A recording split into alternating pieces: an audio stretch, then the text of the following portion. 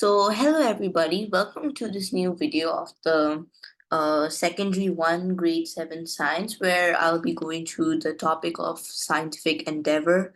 So, for new secondary 1 students like me, in science, this is our first topic where we learn all the basic stuff about the lab and about science. So, yeah.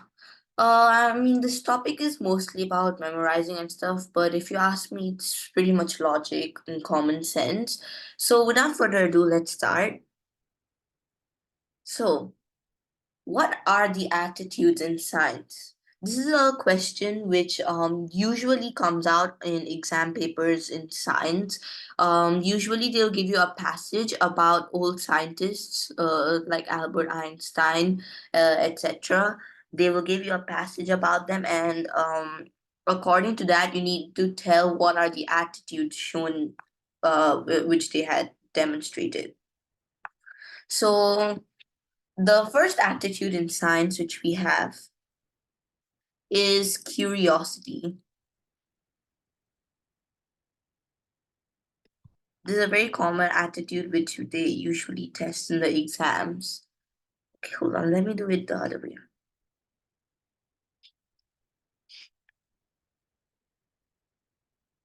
Okay. So number one, curiosity.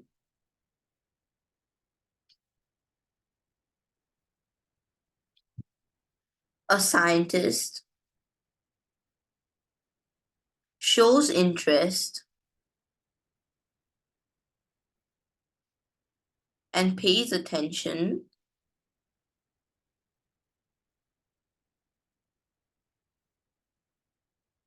to objects or events.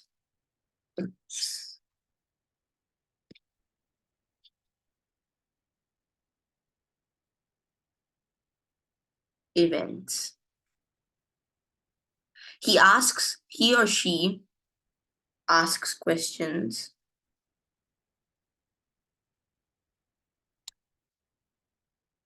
and seeks answers.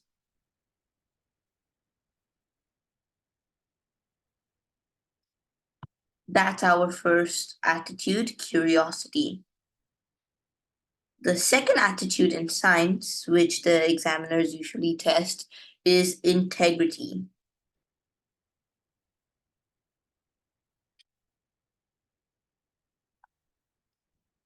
A scientist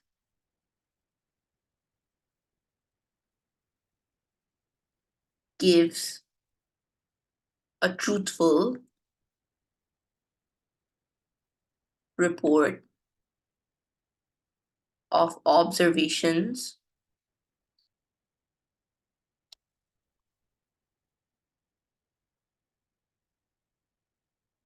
he or she does not withhold or fabricate important informations just to benefit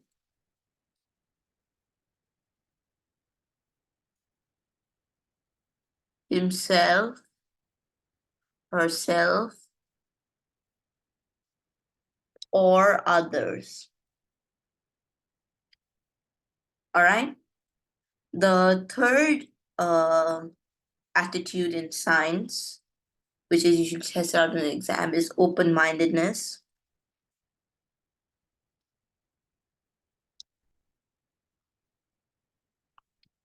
All right. A scientist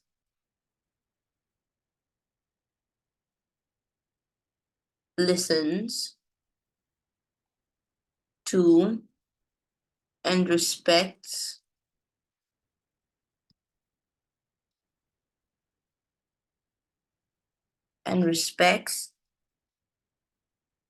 the ideas.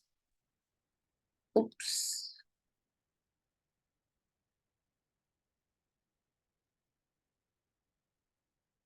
of others.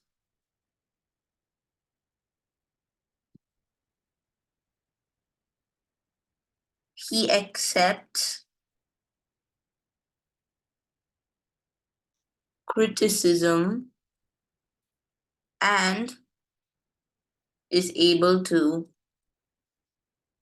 change his mind if reliable evidence contradicts his beliefs.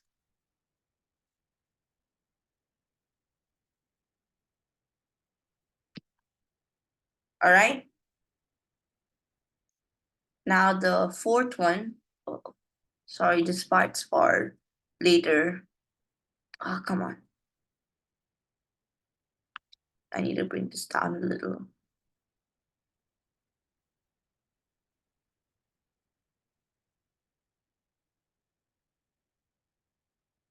All right, back to our topic.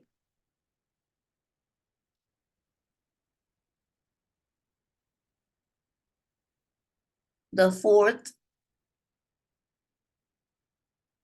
one is critical.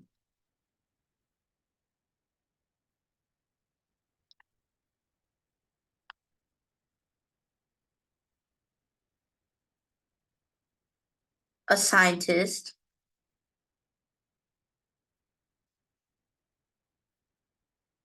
bases suggestions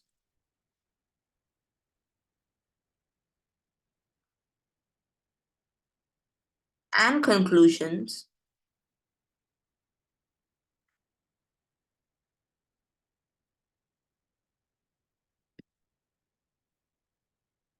based on evidence.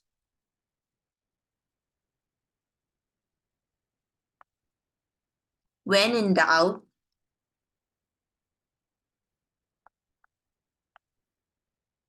he questions validity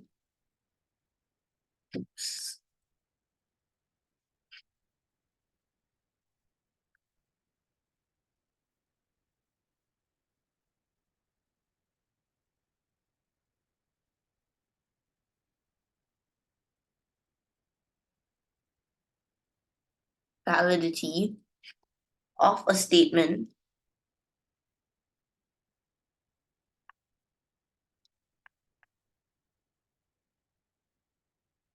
in relation to the evidence presented. Okay. And the last attitude in science is creative.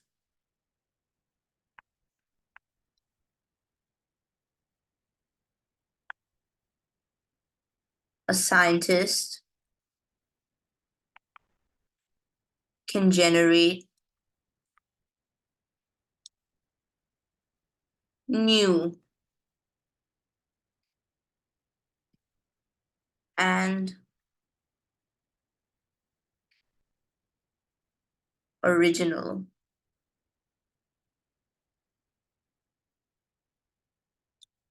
ideas. All right. So these are the 5 attitudes in science. All right. This whole thing is to be remembered because they're going to ask you what are the attitude based on the passage, and then they're going to ask you how's that shown. Okay, so there'll be questions like how I told you before about Albert Einstein and other special people. So yeah, we need to remember it by heart. Okay, so moving on. Sorry. So moving on, we have variables and experiments now. This is about P6, mostly P6. It's just a step up from P6, you know, the P6 syllabus. Usually in variables we have change to variables and all those, but now we have different words for them and a little slightly bit more complex way of understanding and writing those. All right. So in variables in science, there are a total of three variables. I think in P6 some of you had two variables, but now moving on to secondary, we have three variables.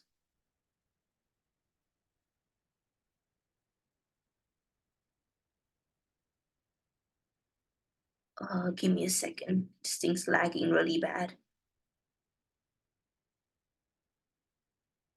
Okay. So there are a total of three variables in any science experiment which we conduct.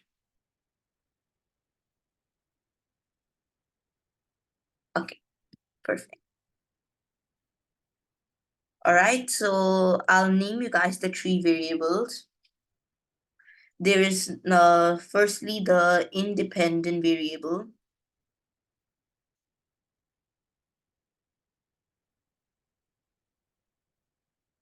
Secondly, we have the dependent variable.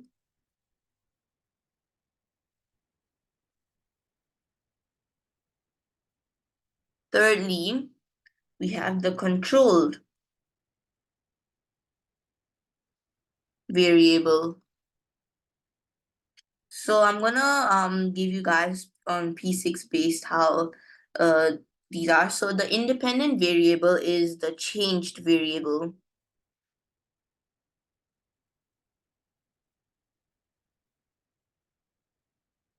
The dependent variable is the measured variable, meaning what you are measuring. And the control variable is the constant variable.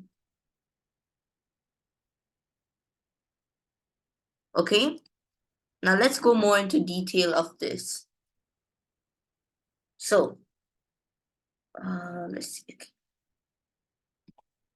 So the independent variable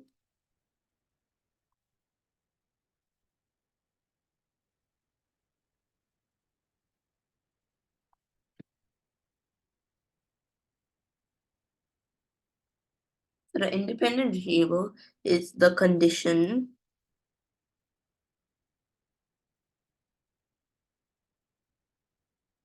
in an experiment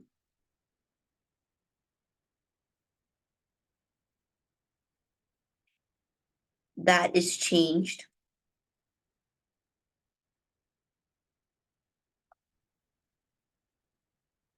Okay. Next, we have the dependent variable.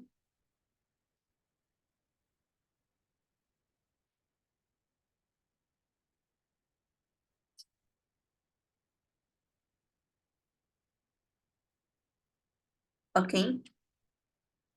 After so the dependent variable is what is being measured.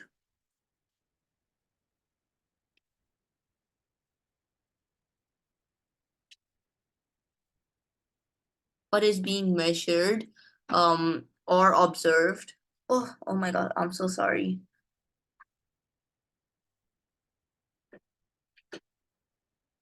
What is being measured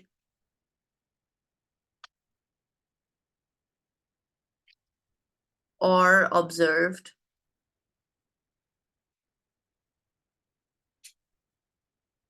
as a result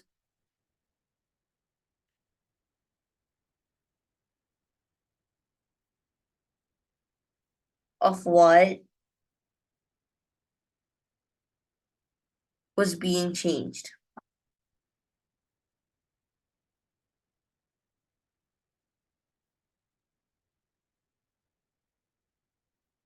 Okay, that is the dependent variable.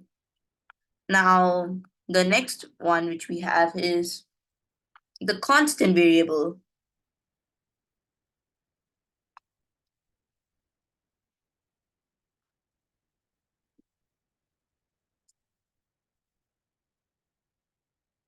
Okay. The constant variable is the condition, sorry,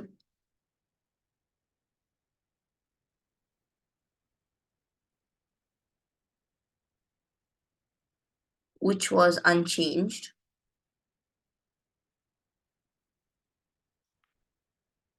or kept constant to ensure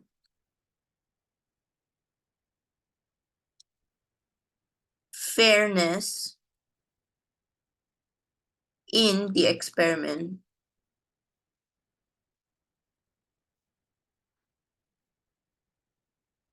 Okay. So these are the definitions of the three variables which these people will test in the exam. So I need you guys to remember that what type of question comes out in the exam are that they will ask you to they will give an experiment conducted by a student or somebody, and then according to that they'll ask you, oh, what's the independent variable in this experiment, oh, what's the dependent variable in this experiment, oh, what's the constant variable in this experiment. So you need to memorize these things because you it will help you to identify these variables, and also it will help you to, if they ask you the definition of all these, it will help you to write it very well and you will get the marks.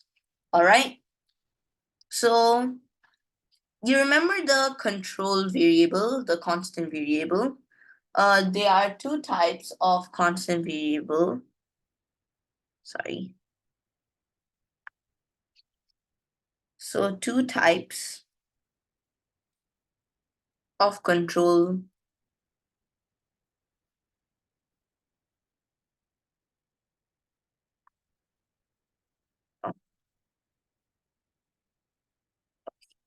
So two types of control.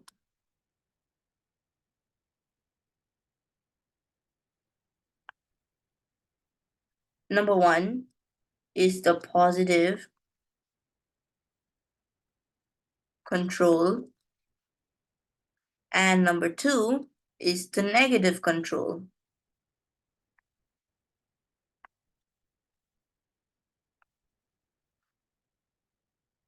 So now I'm going to tell you about these two control setups. So the positive control is an experiment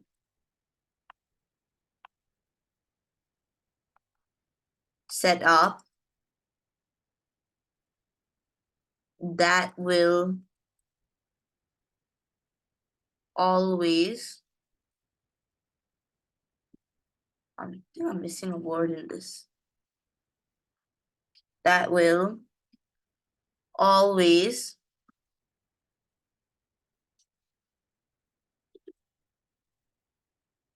produce results, and the negative control is an experiment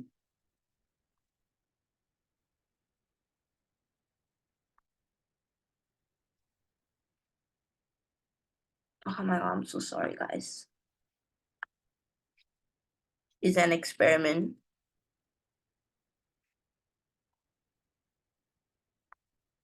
set up that will not produce results.